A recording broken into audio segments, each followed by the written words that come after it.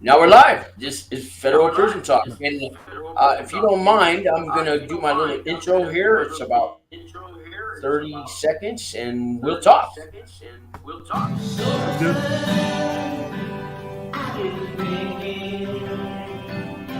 Out of my life, wonder where did I go wrong? Sometimes I start to wonder. There we go. Anyways, hey guys, I got Johnny Bulldog, right? I wonder where you got that name, but Johnny Bulldog went to prison. He was on this show before, and we talked yesterday, and he said he'd come on today, and we're gonna talk about life after prison or anything we could think of.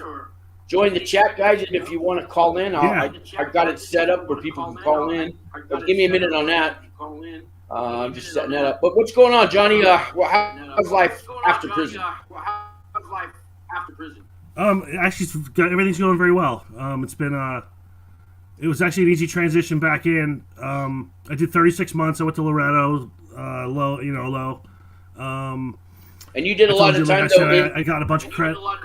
Yeah, you got credit for being what in a local federal holding or county jail, something like that. Yeah, so actually what happened was in 2018 I got arrested for a fourth possession at the state level. A fourth time, in a county jail. The fourth time. Hey, yeah, it was the fourth possession, and actually prior to that I'd gotten raided by the FBI. That's how it all came about. So I was in the county for about a year, and then I got released on drug court at the state level, but the feds had picked up this case, and it took like 5 years because they let me go through the state level drug court, all that stuff. I caught a 36-month sentence, but they gave me credit for that year I was in the county. So I went in with almost a year in already, and ended up doing 5 months, incarcerated, hit a halfway house for like 6 weeks. And that whole transition was pretty good because I'd only been off the street for 5 months. You know what I'm saying? Yeah. Right. But I mean, that year in the county, man, that's worse than prison, man, right? Bro, the county sucks, man. I mean, jail sucks, period, no matter where you are. But yeah, the county's designed to kind of like, just break you down, and, it's just it's crazy expensive to have commissary and the phones and I know a soup is what it was $1.15 for a little soup. When I was in, I heard it's over $2 now in most places for one, right? Oh, I can imagine. A bag of coffee was like $7 back then, I think, or something like that. It was crazy. So anyway, I hit the halfway house. I think it was worse than the actual institution I was in. A lot of people crazy K2. A lot of people turn down a halfway house time. They'd rather do it in prison. Yeah, swimming in the shower. I mean, the whole thing. It was crazy. So I had a job lined up. I had residence that I'd been in for 3 years prior to going to prison. So I was all set up. But the problem was. Oh yeah. I was gonna say I want to hear about how you had the job like that. Okay, so the job I had prior, the whole time I was out on pretrial, I was on pretrial for 5 years doing drug court, state level drug court. So, and I was also on pretrial for the feds at the same time. But I had this job that I had gotten, and I'd been there for 3.5 years or something like that. So they knew the whole situation. I told them I was probably going to go away. They're like, "Cool, we'll hold your job for you. Whenever you're ready, you can come back out, and we'll start you back to work like next day." So I'm like, "Cool, that's great." So when I get to the halfway house, they're like, you got to stay here for like X amount of time, and before they'll even consider you going home on home confinement, even though I had the job and everything. So there's nothing to do the whole time you're there. You just sit there. I didn't need re-entry. I had all my IDs. I had all the stuff.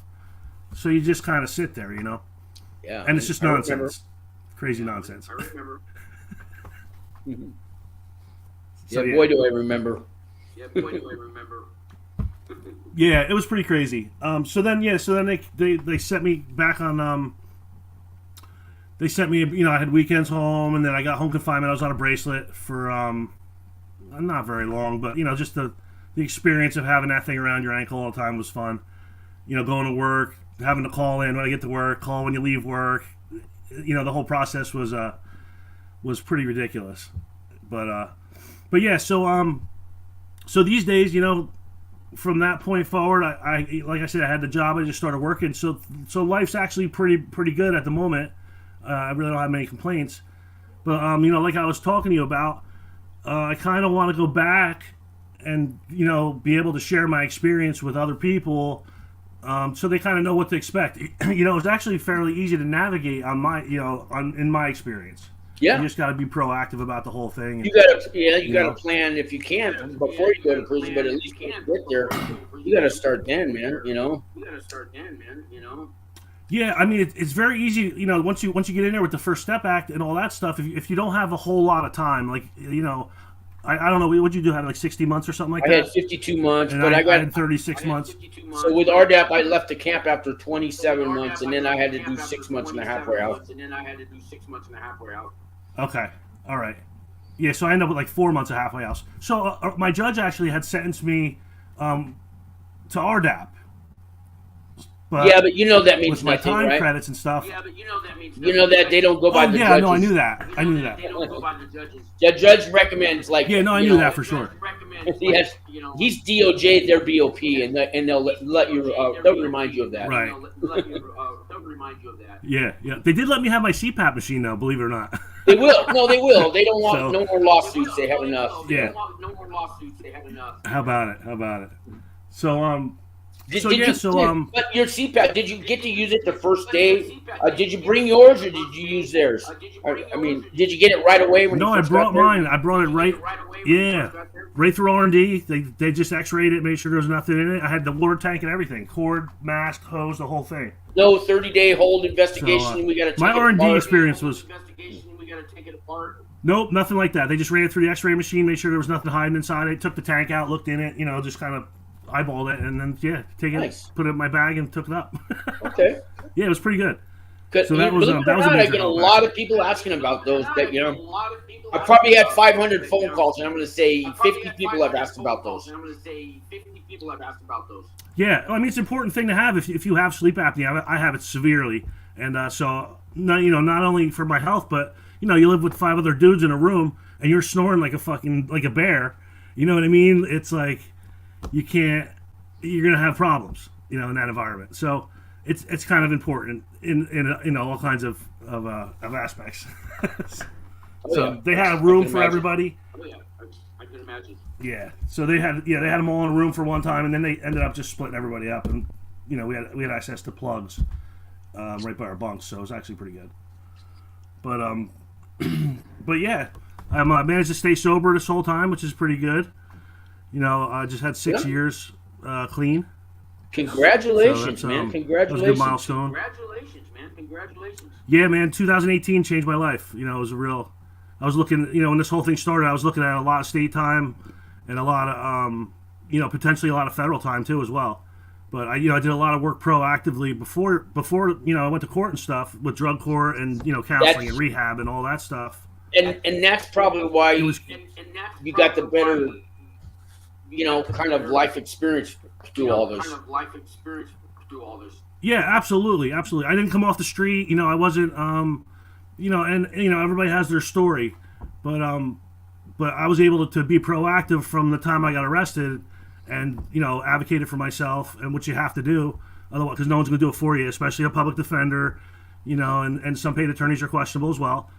It happens. When it comes to the feds, I always tell people, save your money, use that federal appointed lawyer. Yeah. Did you know the public defenders for the federal government? They might have a big giant office with 3 stories on it, like they did in San Francisco. In San Francisco, there was 3 public defenders. All the other ones are real lawyers that have to do so many hours a year to keep their law license, and they'll give you a real lawyer. A lot of people don't know that. In the state, they might have 80 different public defenders, but not in the feds. Right. Yeah, my federal PD was fantastic. She did a lot of work for me, and my case was complicated because I had a lot going on. I had 4 counties going at the state level. I had a federal case, pending at the same time. She orchestrated all my, coordination between pretrial and drug court, and it was a real complicated situation. So, and there was potentially a lot of time involved. If I fucked up, I had a problem. Yeah. So pardon my language. I'm sorry. No. You can swear on this channel. Although I have it going on the Wings for Life channel. Okay, cool. That's kind of a family channel. You guys, anybody watching? Okay, I'll try. I'll tone it down. Fellas, guys, we can handle an F word now and then. I think. Okay, cool. Yeah. So yeah, like I was saying, advocating for yourself, it's so important, and it's definitely the reason I'm able to sit here. I'm out of custody a year now, or just about a year. So I like that word, out of custody. But you still have a leash on you. I do. So and I gotta say, my probation experience has been really good. My PO has been fantastic. Wow. And actually, I don't really technically have a PO now, because I just log in once a month and do the questions online, and then just hit send, and I'm good for a month. No reporting, nothing like that. So, that's good. But my PO prior to that was fantastic. Oh, okay. It was really good. I had 4 of them because I moved once. I moved twice actually. 2 were good and 2 were scary. Oh, really? Yeah, I've heard horror stories too, but I've just had real good experiences. Yeah, my third one. And listen, there's a lot of there's. Go on. No, go ahead. Got it. I moved to Santa Clara County, California, but it's like San Jose.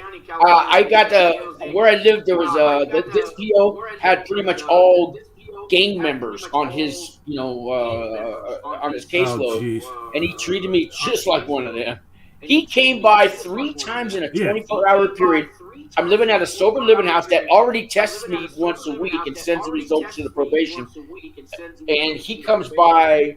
Well, he comes by in the afternoon, told me about that one. Then he came by at 3 in the morning, woke up the house manager and everybody to have me pee in the cup. Then he comes by at like 8 in the morning, just in case I thought I was good. And then he came by later that night at 10 o'clock.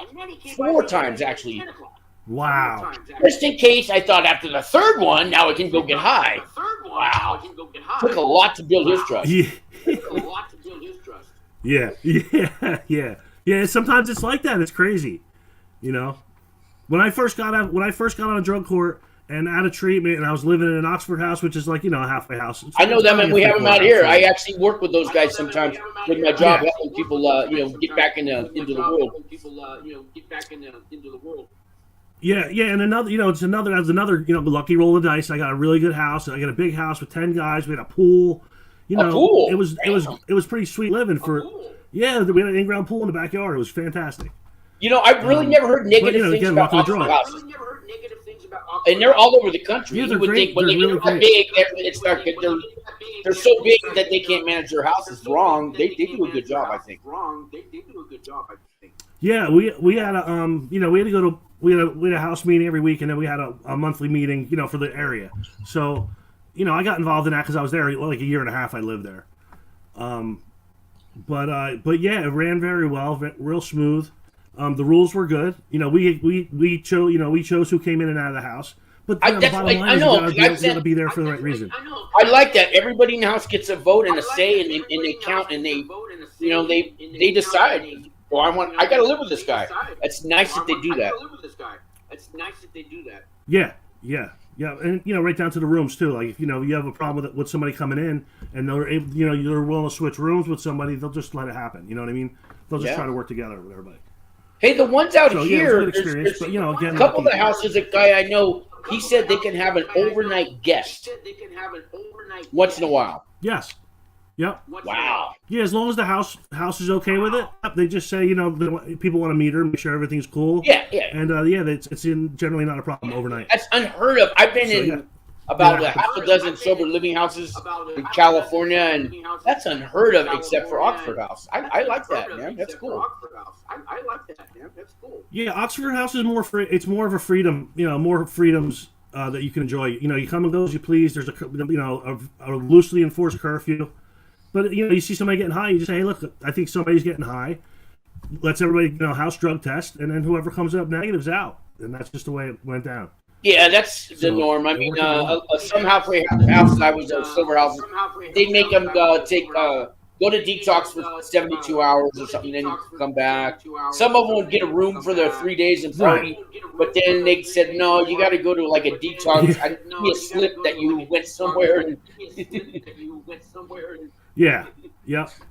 Yeah, and the other thing I like about Oxford House was so a lot of places are AA or NA based. You know what I mean? Yeah. That like rules are kind of out here. It's Cocaine Anonymous is like Cocaine Anonymous is the biggest of the 12-step groups in New Mexico, and it was big in San Francisco, where I'm from. Oh, no kidding. Because you can do you can be an alcoholic and an addict and not offend anybody at the meetings. Oh, okay, I got you. The politics. That's pretty good. There's politics. Yeah. The NA Nazis, yeah. and, politics, the AA, and the AA Big Book Thumpers, and boy, I'd like to see them on Family Feud. yeah, it's crazy. It's crazy. Yeah, and my approach to recovery has been kind of unorthodox. So I kind of had a hard time with conforming to some of the ways the old timers did things. I kind of bucked here and there. But ultimately, I found something that works for me. It's not program based, but I have a good support network and a lot of people around me that have been through addiction, family. It runs deep, 20, 30 years of a sobriety in some cases. You know what I mean? When you add it all together. So yeah. So yeah, I mean, it's to find what works for me, and not to knock anything that anybody else is doing either. Mariah, I mentioned the echo. Maybe I fixed it. Nah, it's still there. You see it on the screen there? I do have. Go on. I'm messing with some buttons while we're talking. I hope I can get rid of this damn echo. Yeah, someone just told you had an echo. Yeah, but how long did you do sober? You're not in sober living right now, are you? No. I've been out of sober living. Let's see. I was there for about a year, a little over a year, I guess, when it was all said and done. And what happened? The house dissolved, so everybody was kind of out on their own, and I was at the point in my life where, I had an opportunity to take the next step and move out, and obviously in with somebody and out on my own where I didn't have to have the Oxford House setting, and I think I was ready for it, and it worked out for me. You know what I mean? Okay. Yeah, I was working. I was finally at the stage of where I could pay. I could pay my bills. I could pay rent, and I could contribute to a That's household. what it's supposed to be, just a stepping stone, right? Yeah, and it's so funny because for a majority of the population, that's normal business. But when you're coming out of situations such as addiction or out of prison or out of some kind of setback, it's a big deal for somebody like that's coming out from that. So. Oh yeah, I mean, a lot of us don't even know how to make our bed, or we know that people do that, but they've had a woman or their mommy do their laundry and everything all their life. And if you haven't learned that by the time you got to prison, you definitely learned it in the sober house. Yeah, no doubt. Yeah, because everyone's got to do their chores, and it's a good. I think it's a really good way to get yourself ready to just take the next step out. It's a good transition. I think if you're coming out of a situation, it's definitely something that's recommended. I'd say if you don't have the means to just jump out there and get yourself going.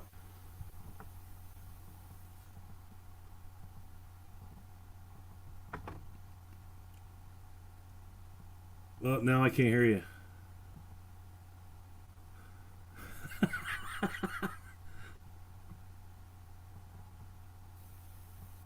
Me now. Yep, I hear you now. But I hear the echo. Yep. Damn it.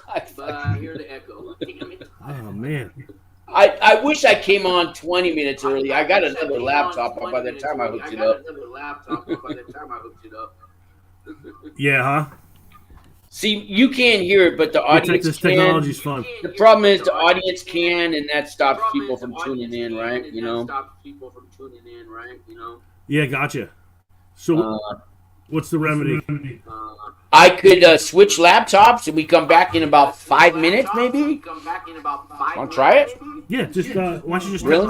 send me a message when you're ready. Okay, because I know on the other end, people are gonna click the thing and they're gonna go, it's too much, Yeah, give me 5 to 7 minutes. I'll just run up, grab my laptop, switch them.